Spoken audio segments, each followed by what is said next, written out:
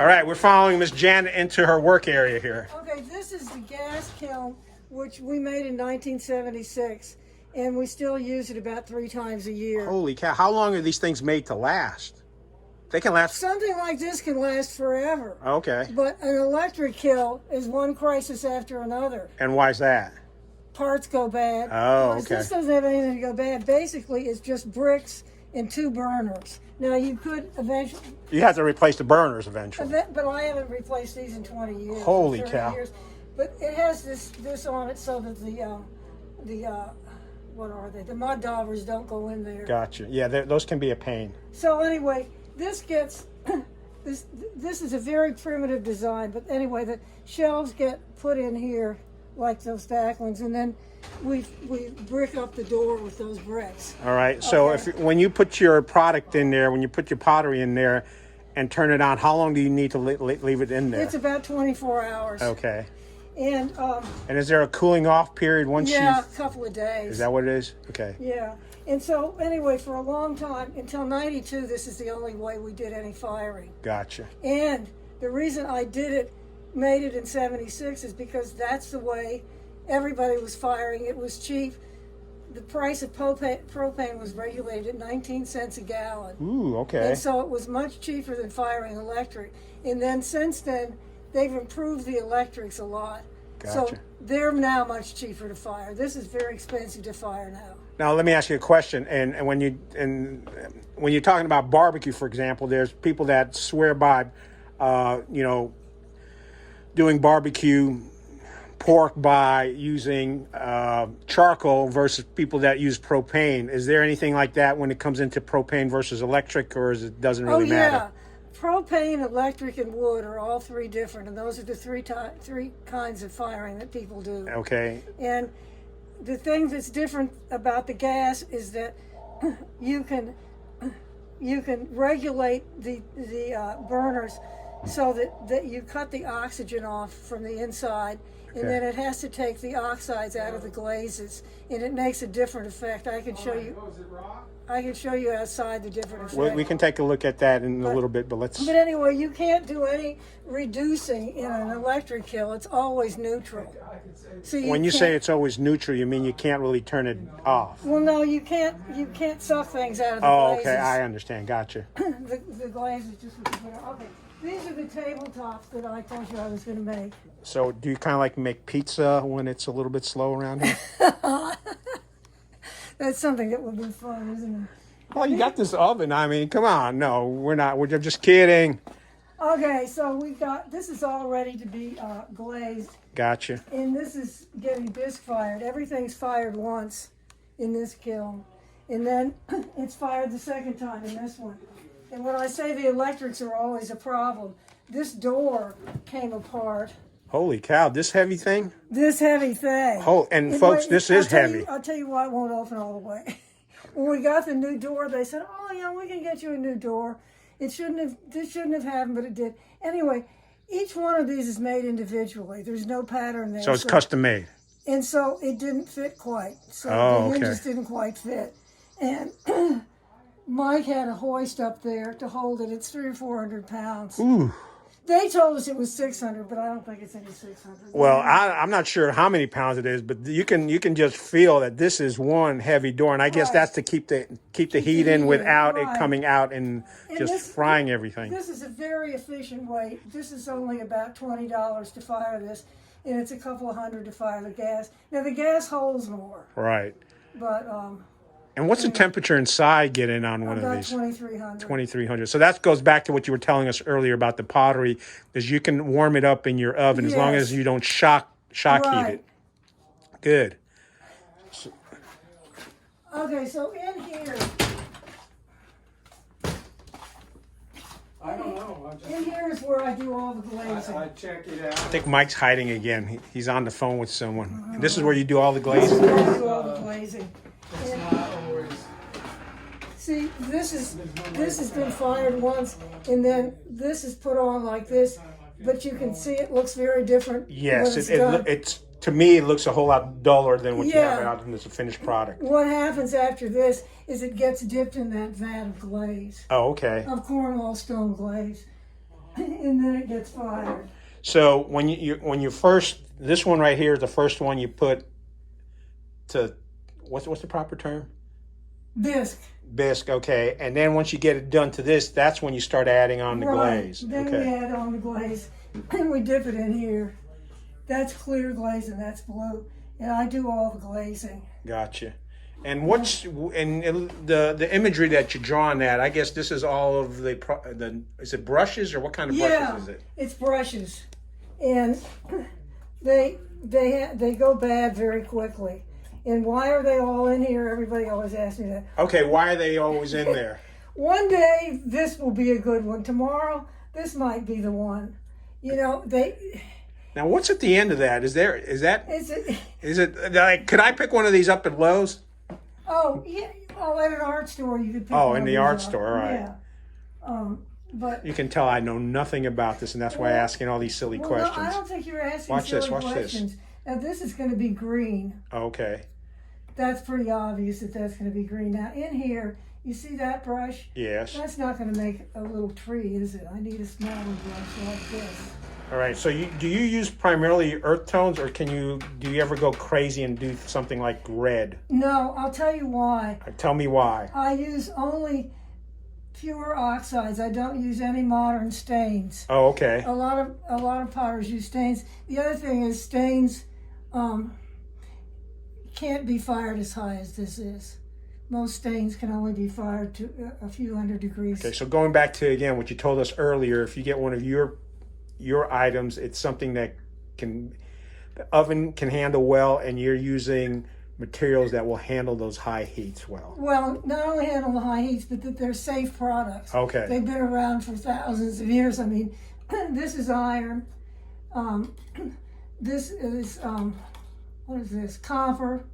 And this, believe it or not, this is cobalt. This is the blue that you see out there. Do I have a reason to doubt you? Well- are you telling me a story that isn't really cobalt? I'm telling you, does that look blue to you? No, it doesn't. But then again, I might be colorblind. This is true. Okay, so that's going to be blue and green. Okay. And then this is sort of beige. Now, do you ever make these when you're angry? Because right now you seem to be in a very good mood. Look at that. You got a little. Is that a little bird?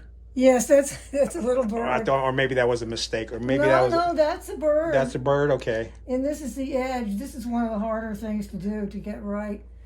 But no, I always like glazing, and I don't know why. How it is I could keep making this same design for 40 years and not be that bored with it. Okay. But, well, you've been married to the same guy for 60 years, and you're not bored with him. Come on. Well, I don't know what that all means. Neither do I. Does Mike ever get to glaze or to paint, or you just pretty much say, keep your hands off of this? I've never asked, but Oh, well. He's never been interested in it. You know what? For your 60th anniversary, maybe if you ask really nicely, Janet will let you do that. I want to see if we've got anything around here that I made. Yeah, keep Well, looking. You might have made this tile, or I might have made it. If Janet's anything like my These wife, are all bisque, right? So they can be Yeah. touched. Okay, Mike, This is one thing that I made. oh, that's one thing that you make. Ooh, he puts it in a sort of a form.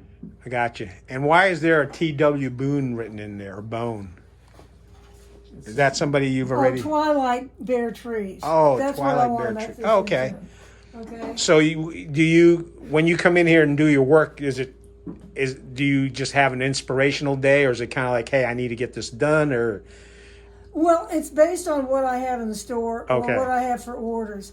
And up until April, I was busy working on orders that I'd gotten since December. Gotcha. But see, I got the orders finished and I'm all ready for the sale, right?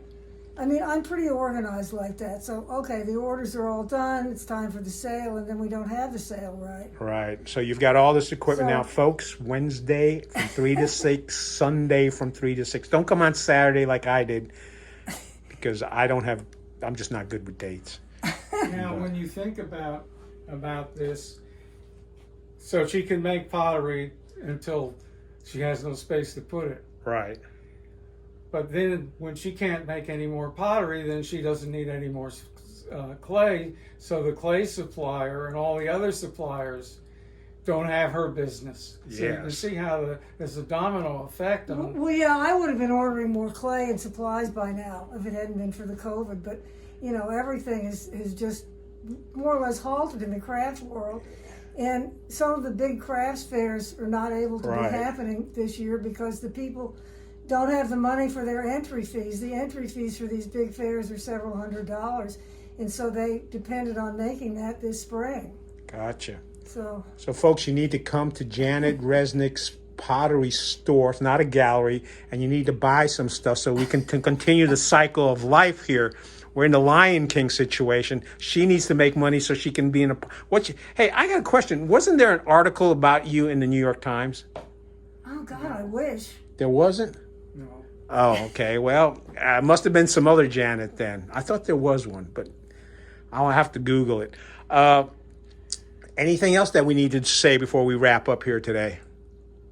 I just am really grateful that you came out here and looked at it. I can't believe my good fortune. Well, look, it's too early to say. If someone doesn't come out here, then Well, at then it's least not the one- good fortune. Okay, at least one person will come out. Well, I'm glad that I got to do this because, folks, I got to learn more about pottery in 30 minutes. There's 3 segments of this than I have ever learned anywhere else, and this is really interesting. We got to see Miss Janet do some of her stuff, and look at that. That's what, it's not finished yet, but you saw the finished product in the other room, and this is fantastic.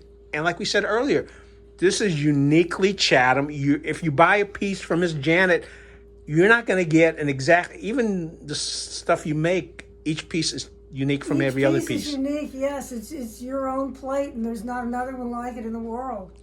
And lots of times people, when they break things, they want a replacement. And I say, well, you know, I can't do that exact thing. Usually they're happy with what I give them. Right. Once you get used to something that's handmade, that's uniquely yours, it's hard to part with it. You know, you want to keep using things like that. At least some people do. I mean, there's plenty of people that don't. Right. So, Do you remember the first piece of pottery that you sold? well, it was at the Duke Crafts Fair. Duke Okay. used to have a fair. I don't know if they still do. A cereal bowl like this. How about the one in Chapel Hill? Well, at the Chapel Hill Fair too. My friend's school. Oh, the Friends School. Was that the Actually- first one or the Duke one was the first one? No, Or you can't remember? actually, the Friends School was. Okay. My children went to the Friends School. Oh, there you And go. in fact, that's why Mike told me that I had to get a real job and make money, because we had 3 children in the Friends School, and we had all that tuition. So my goal in life was to make enough to send them to the Friends School. In the very first year, I was able to make that much money. Great. But the Friends School was much cheaper then. Right. I mean, it was like $3,000 a piece. So anyway, yes, the Friends School used to have a crafts fair to make money, and sadly enough, too many women went back to work, and nobody wanted to help out with the crafts fair, so they had to quit having it. Okay. Well, you were probably one of the first strong, liberated women who her husband said, you need to get to work. And you said, yes, I will. And I will do a fantastic job because you've been doing this for 40 years and you've had to put up with this guy for 60. But Gene, I want to get in how grateful we are to you for editing the chat list all these years. Yes. Well, I It's wonderful. appreciate it. I went to a Jesuit high school, so it was always part of my upbringing in high school to do a community service. And I'm glad to be with you folks today. Folks, this is uniquely Chatham. You can go to other places in all of North Carolina, and you're not going to find something like this. You're going to rarely find somebody who's been married 60 years anymore. But the fact that Miss Janet has successfully been doing this for 40 years is fantastic. Just remember, Wednesday from 3 to 6, Sunday from 3 to 6, come out, see her. If you can find an elephant for her, bring it out. Just don't let it go through the pottery shop, because that's like a bull in a china shop or something like that. Folks, thank you so much.